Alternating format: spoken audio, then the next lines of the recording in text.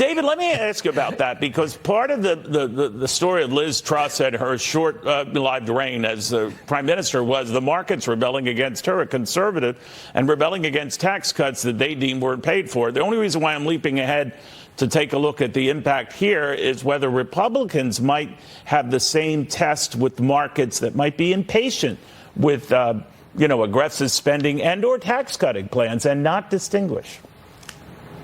That's right. I mean, when it comes to Liz Truss, I mean, she was not the problem with England. England was the problem with England. I mean, before Liz took office, England had 10% inflation, real wages, real GDP was declining. Growth was lower than where it was pre-COVID levels in 2019. Debt to GDP was 100%. August deficits for England were like the highest on record, twice as anticipated. So you had the bond market going crazy, not because of tax cuts, but because of what was done prior to that. You had debt bond managers that were leveraging up, and we saw interest rates rising in England well before these tax cut proposals. But I would tell the GOP that what we can learn from this is we've got to be tough.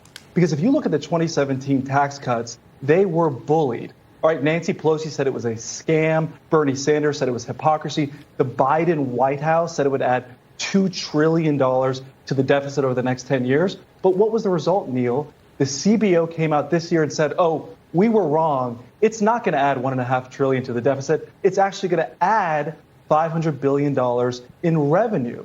So I think this is a reminder for us that those Republicans that are fighting for tax cuts need to have a backbone and a spine, because we know what works.